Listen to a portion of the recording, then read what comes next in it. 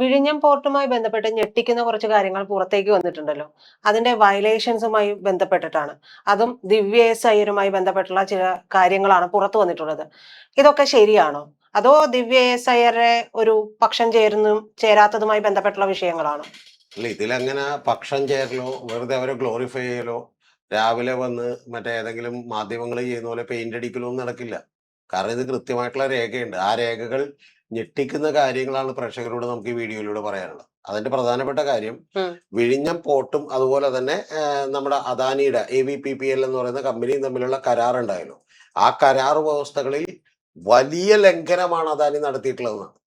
ആ കരാർ വ്യവസ്ഥകളുടെ നിരന്തരമായ ലംഘനം നടത്തിക്കൊണ്ടിരുന്നതിന് ശേഷം കഴിഞ്ഞ 2 കൊല്ലത്തിനിടക്ക് തന്നെ ഏതാണ്ട് 8 തവണ ദിവ്യ സയ്യർ നോട്ടീസ് കൊടുത്തിരുന്നു. നോട്ടീസ് കൊടുത്തിരുന്നത് വെറുതെ അല്ല, 15 കോടി രൂപ ഫൈൻ ഈടാക്കാൻ വേണ്ടിയിട്ടാണ് നോട്ടീസ് കൊടുത്തിരുന്നത്. അത്രയും വലിയ കുഴപ്പം. അവിടെ ആകെ വന്നിട്ടുള്ളത് 824 കോടി രൂപയാണെന്ന് മനസ്സിലാക്കണം. ഈ കഴിഞ്ഞ വർഷങ്ങളിൽ കപ്പലുകൾ വന്നതുമായി ബന്ധപ്പെട്ട് അതിൽ തന്നെ ആ ഫണ്ടുകളിൽ വലിയ മിസ്അപ്രോപ്രിയേഷൻ ഉണ്ടെന്നാ പറയണത്. എന്ന് പറഞ്ഞിട്ടുണ്ടെങ്കിൽ ഈ സാമ്പത്തിക അവലോകന റിപ്പോർട്ട് കൊടുത്തിട്ടില്ല. അതുപോലെ ഗവൺമെന്റിനും ഇവർക്കും അറിയാവുന്ന ഒരു അക്കൗണ്ട് ഉണ്ട്. ആ അക്കൗണ്ടിൽ നിന്ന് മറ്റ് അക്കൗണ്ടുകളിലേക്ക് പണം മാറ്റിയിട്ടുണ്ടെന്ന് കേൾക്കുന്നു. അതുപോലെ ഫീസ് കൃത്യമായിട്ട് കളക്ട് ചെയ്തില്ല എന്ന് പറയുന്ന കാര്യങ്ങളുണ്ട്. എന്ന് പറഞ്ഞാൽ ഞാനും താങ്കളും തമ്മിൽ ഒരു പാർട്ണർഷിപ്പിൽ ഒരു ബിസിനസ് തുടങ്ങുകയാണ്. പക്ഷെ അവിടെ പറഞ്ഞ വരുമാനം കൃത്യമായി കാണിച്ചില്ലെങ്കിൽ പിന്നെ കാര്യമുണ്ടോ? അപ്പൊ അത്രയും വലിയ ഗുരുതരമായിട്ടുള്ള ലംഘനങ്ങൾ അവിടെ നടത്തിയിരുന്നു. ആ ലംഘനങ്ങളുമായി ബന്ധപ്പെട്ട് നമുക്ക് പൂർണ്ണമായി ഉറപ്പിക്കാൻ കഴിയില്ലെങ്കിലും മിക്കവാറും 2-3 ദിവസങ്ങൾ കഴിയുമ്പോൾ രേഖകൾ പുറത്തേക്ക് വന്നു നിൽക്കും. അതെന്താന്ന് വെച്ചിട്ടുണ്ടെങ്കിൽ ഈ ദിവ്യ സയ്യർക്കെതിരെയുള്ള പരാതി പോലും അദാനി ഗ്രൂപ്പ് ഉന്നയിച്ചിരുന്നു എന്നാണ് നമുക്ക് മനസ്സിലാക്കാൻ കഴിയുന്നത്. അപ്പൊ അവിടെയുള്ള നഗ്നമായിട്ടുള്ള നിയമലംഘനങ്ങൾ ചൂണ്ടിക്കാണിച്ചുകൊണ്ട് കഴിഞ്ഞ 2 കൊല്ലത്തിനിടയ്ക്ക് തന്നെ 8-ലധികം വരുന്ന നോട്ടീസുകൾ അവർക്ക് കൊടുക്കുകയും ആ നോട്ടീസിൽ എക്സ്പ്ലനേഷൻ കൊടുക്കുകയും എക്സ്പ്ലനേഷൻ തൃപ്തികരമല്ല എന്ന് പറഞ്ഞുകൊണ്ട് കൃത്യമായിട്ട് ഇത് ഫൈൻ ഈടാക്കാൻ പറയുകയും ചെയ്തു. അതിനുശേഷം യഥാർത്ഥത്തിൽ ഈ ദിവ്യ സയ്യരെ മാറ്റണം എന്നുള്ളത് ഇവരുടെ ഒരു ആവശ്യമായിരുന്നു. ഇതിപ്പോ നിങ്ങൾ കേൾക്കുമ്പോൾ പ്രേക്ഷകരൊക്കെ വിചാരിക്കും ഓക്കെ 15 കോടി രൂപയല്ലേ നിസാരം എന്നൊക്കെ വിചാരിക്കും. എന്ന് പറഞ്ഞാൽ പല ആളുകളും പറയുന്ന അവിടെ നിന്ന് നിരവധി കോടിക്കണക്കിന് രൂപ അല്ലാതെ അദാനി കൊണ്ടുപോയിട്ടുണ്ട്, അല്ലെങ്കിൽ അനാവശ്യമായിട്ടുള്ള കൺസെഷൻ ചില കപ്പലുകൾക്ക് കൊടുത്തിട്ടുണ്ട് എന്നുള്ളതൊക്കെയാണ്. അപ്പൊ അത്തരത്തിൽ ഇവരുമായിട്ട് എന്താണ് ഡീലിംഗ് നമുക്കറിയില്ലോ. ഇപ്പൊ ഒരു കപ്പൽ വരുന്നു, ആ കപ്പലിന് പലതരത്തിലുള്ള ഫീസ് ഉണ്ട്. അപ്പൊ ആ ഫീസുകൾ നിരവധി സ്ഥലങ്ങളിൽ ഇത്ര സമയം ഇടുന്നതിന് ഫീസ് ഉണ്ട്. അതൊക്കെ $100 $500 ഫീസ് ഉണ്ട്. ഈ ഫീസുകളിൽ ഏതെങ്കിലും ഒന്ന് ഒഴിവാക്കി കൊടുക്കുകയും അദാനിക്ക് വേറെ എന്തെങ്കിലും ഗുണം കിട്ടുകയും ചെയ്താൽ നമുക്ക് എന്ത് ചെയ്യാൻ പറ്റില്ല, അറിയാൻ പറ്റില്ല. കാരണം MSCയുടെ കപ്പലുകളാണ് വന്നേക്കണം. മെഡിറ്ററേനിയൻ ഷിപ്പിംഗ് കമ്പനിയുടെ കപ്പലുകളാണ്. ഈ മെഡിറ്ററേനിയൻ ഷിപ്പിംഗ് കമ്പനിക്ക് 800-ലും അതായത് തമിഴ്നാട്ടിലെ പോർട്ടിലും അതുപോലെ തന്നെ മുദ്ര പോർട്ടിലും ഷെയർ ഉണ്ട്.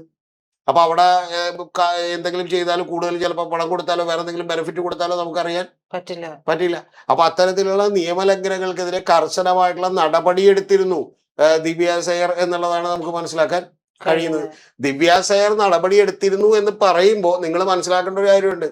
ദിവ്യ സയ്യർ രാവിലെ എഴുന്നേറ്റ് നടപടി എടുക്കൂലല്ലോ പിണറായിയുടെ സപ്പോർട്ടില്ലാതെ, അല്ലേ? അദാനിയെ പോലുള്ള ആൾക്കെതിരെ ഇത്തരം നോട്ടീസുകൾ അയക്കണമെങ്കിൽ തുറമുഖ വകുപ്പ് മന്ത്രിയായിട്ടുള്ള വാസവനും അതുപോലെ ബാക്കി പിണറായിയും ഒക്കെ സപ്പോർട്ടായിരുന്നിരിക്കണം.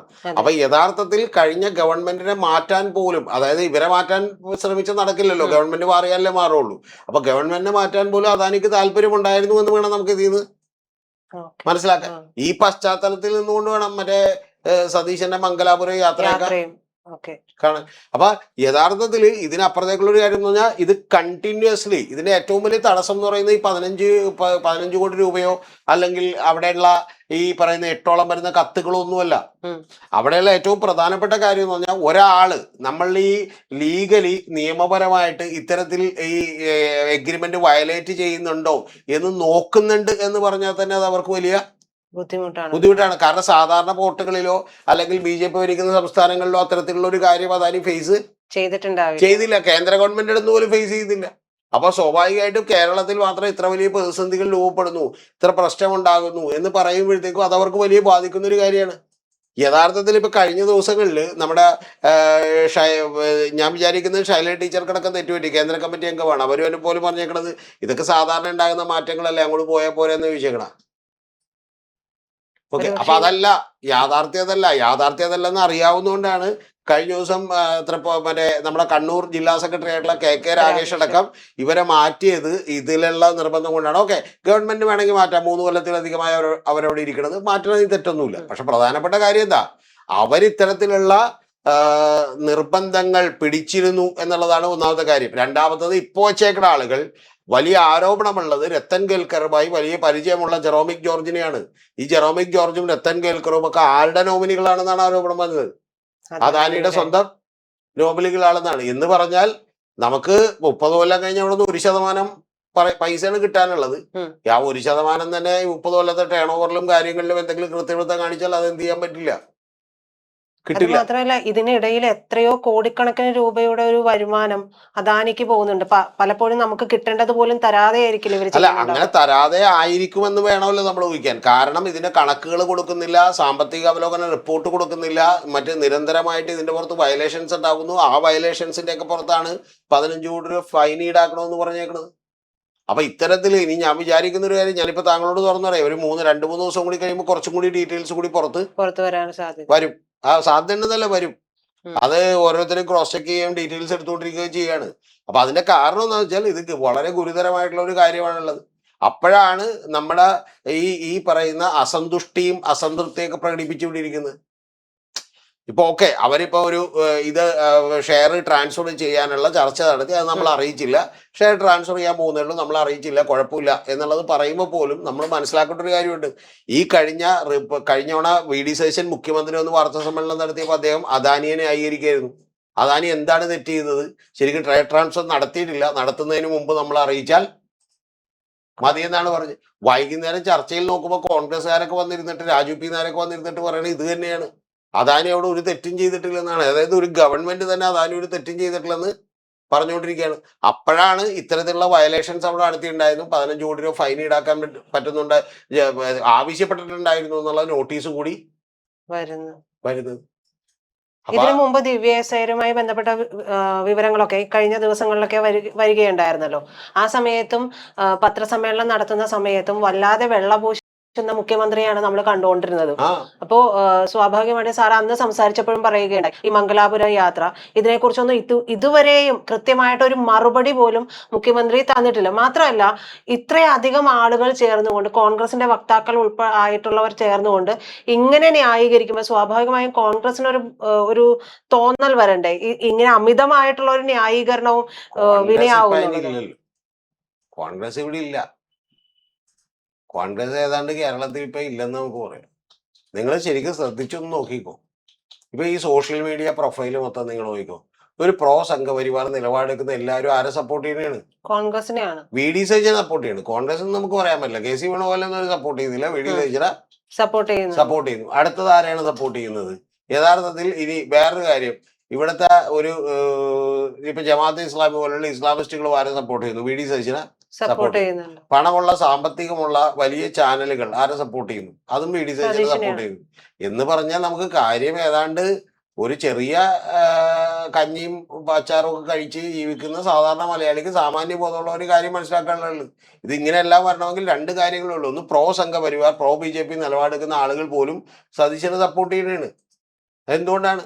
കാരണം ഇതുകൊണ്ടാണ്. കാരണം എന്താ വെച്ചാൽ അദാനി എല്ലാവർക്കും വേണ്ടപ്പെട്ട ഒരാളാണ്. പ്ലസ് അവരുടെ രാഷ്ട്രീയവും കൂടി ഇതിനിടെ കൂടി പുഷ്ടിപ്പെടുത്താനുള്ള എല്ലാ സാഹചര്യങ്ങളും ഉണ്ട്. അതുകൊണ്ട് ഇത് കാര്യങ്ങളൊക്കെ വളരെ ലളിതമാണ്. പിന്നെ ഇപ്പൊ ഈ പറയുന്ന ഒരു മുഖ്യമന്ത്രിയെ സതീശൻ തന്നെ ഒന്ന് പറഞ്ഞൊരു വാചകം ഉണ്ട് അതിനകത്ത്, ഏറ്റവും പ്രകടമായിട്ടൊരു വാചകം. 2 കാര്യങ്ങൾ അദ്ദേഹം പറഞ്ഞു. പിന്നെ അദ്ദേഹത്തിന് ഒന്നും പറയാനായിട്ടൊരു നാണക്കേടുമില്ല. അദ്ദേഹം പറയുന്നത് എനിക്ക് പ്രധാനപ്പെട്ട ഒരു വകുപ്പും വേണ്ടെന്ന് പറഞ്ഞ ഒരാളാണ് ഞാൻ. അന്നിട്ട് കോൺഗ്രസ് നിർബന്ധിച്ചാണ് വകുപ്പ് വന്നത്. ശരിക്കും പറഞ്ഞാൽ ഒറ്റ വാചകം എനിക്ക് പറയാനുള്ളത്, ഭയങ്കരം തന്നെ. ഇതിനപ്പുറത്തേക്കൊന്നും പറയാനില്ല. എനിക്ക് ഒരു പ്രധാനപ്പെട്ട വകുപ്പും വേണ്ട, എനിക്കൊരു മൃഗസംരക്ഷണ വകുപ്പോ അങ്ങനെ എന്തെങ്കിലും, ഏത് ചിഞ്ചുറാണിയൊക്കെ ഹാൻഡിൽ ചെയ്ത് വകുപ്പ് മതി, പ്രധാനപ്പെട്ട ഒരു വകുപ്പ് എനിക്ക് വേണ്ട എന്നാണ് പുള്ളി പറഞ്ഞുകൊണ്ടിരുന്നത്. ശരിക്കും പറഞ്ഞാൽ ഇത് അറിയാവുന്ന കുറച്ച് കോൺഗ്രസ്സുകാരൊക്കെ ഉണ്ടല്ലോ, അവരുടെ മുഖമാണ് ഞാൻ ഓർമ്മ വന്നു. ഈ ചർച്ചയിൽ എന്തൊക്കെ പറഞ്ഞു എന്തൊക്കെ പറഞ്ഞില്ല എന്നൊക്കെ അറിയാവുന്ന കുറെ കോൺഗ്രസ്സുകാരുണ്ട്. അവർ എന്തൊക്കെ വിചാരിച്ചിട്ടുണ്ടാവും ആലോചിച്ച് നോക്കുക. ഇത്ര പച്ചയായിട്ട് അങ്ങോട്ട് പുള്ളി കൂളായിട്ട് അടിക്കണേ. പിന്നെ അടുത്തത് പുള്ളി പറഞ്ഞൊരു വാചകം കൂടിയാണ്, അത് പറയാതിരിക്കാൻ പറ്റില്ല ഈ സംഭാഷണത്തിൽ. അടുത്ത പറഞ്ഞത് ഞങ്ങളുടെ MD വന്നത് അതിന് ശേഷമാണെന്ന്. ഏത്? ദേശാഭിമാനിൽ ഒരു വാർത്ത വന്നല്ലോ, ആ വാർത്ത വന്നതിന്റെ സോഴ്സ് പുള്ളി ഇൻഡയറക്ട്ലി പറഞ്ഞത് ഈ ഇടതുപക്ഷ ഗവൺമെന്റിന്റെ ഭാഗത്ത് നിന്നുള്ള അന്ന് വെച്ചിട്ടുള്ള ഉദ്യോഗസ്ഥന്മാരിൽ നിന്നാണ് ആ സോഴ്സ് കിട്ടിയേക്കണെന്നാണ് പുള്ളി ഇൻഡയറക്ട്ലി പറഞ്ഞു. അപ്പോഴും പുള്ളി പച്ചക്കള്ളം പറഞ്ഞു. കാരണം എന്താ, 1-ാം തീയതി മറ്റേ ഇക്കണോമിക് ടൈംസിന്റെ ഇൻഫ്രയിൽ വന്നിട്ടുണ്ട് ഈ വാർത്ത. അതിനുശേഷം 3-ാം തീയതി മാതൃഭൂമിയിൽ വന്നിട്ടുണ്ട്. എന്നിട്ട് മാതൃഭൂമിക്കാരെ സമ്മതിച്ചിരിക്കും. മാതൃഭൂമിക്കാർ പറയണത് ദേശാഭിമാനി 5-ാം തീയതി വാർത്ത എഴുതിയ സോഴ്സ് ഗവൺമെന്റ് ആണെന്ന് പറഞ്ഞ് മാതൃഭൂമി പിന്നെയും റിപ്പോർട്ട് എഴുതിയിരിക്കണം. അവര് 3-ാം തീയതി എഴുതിയിട്ടുണ്ട്. എന്നാൽ ശരിക്കും അവര് പറയേണ്ട വാചകം എന്താ? ഞങ്ങളാണ് ആദ്യം എഴുതിയത്, ദേശാഭിമാനി അല്ല, ഞങ്ങളാണ് ആദ്യം എഴുതിയതെന്നല്ലേ പറയുള്ളൂ.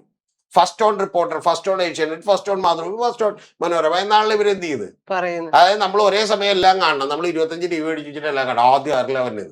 ആദ്യം ആര് ഒരാൾ എടുത്തടിച്ചാൽ പിറ്റേ ആൾ പിന്നെ എടുത്ത് എന്ത് ചെയ്യും? പിന്നെ അവര് മറ്റേ പ്രമോ ഒക്കെ കൊടുക്കുമ്പോൾ ഇതൊക്കെ പറയാ, കുഴപ്പമൊന്നുമില്ല. ആദ്യം പറഞ്ഞത് ഈ കേരളം കഴിഞ്ഞ നിയമസഭാ റിസൾട്ട് അറിഞ്ഞത് ആദ്യം പറഞ്ഞത് ഞങ്ങളിലൂടെയാണ്. ഇതിനു മുമ്പ് റിസൾട്ടൊക്കെ എണ്ണുമ്പോൾ വേറൊരു പരിപാടി കൂടി ഉണ്ടായിരുന്നു. എണ്ണാൻ തുടങ്ങിയത് 5 ഉള്ളെങ്കിൽ ഇവരുടെ കണക്ക് പ്രകാരം 8 ഒക്കെ ആയിട്ട് വെറുതെ വായി അടിച്ചു വിടും.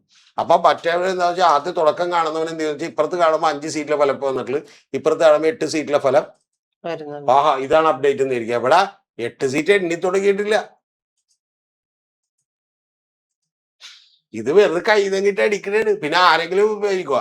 ഇപ്പൊ ഓക്കെ, മറ്റേ ഈ ഇലക്ഷൻ വോട്ട് എണ്ണിയതിൽ ഞാനും പ്രജിതായിട്ട് മത്സരിക്കും. പ്രജിത മുന്നിൽ 56 വോട്ട് എന്ന് വെറുതെ അടിച്ച കേസിന് പോകാൻ പറ്റുക? കുറച്ച് കഴിയുമ്പോൾ 56 വോട്ട് ഉണ്ട് ആയിരിക്കും ചിലപ്പോൾ. ഒന്നിലേക്ക് പ്രജിത മുന്നിലത്തെ, അല്ലെങ്കിൽ ഞാൻ. ഇത് ആർക്ക് നേരും ഇത്?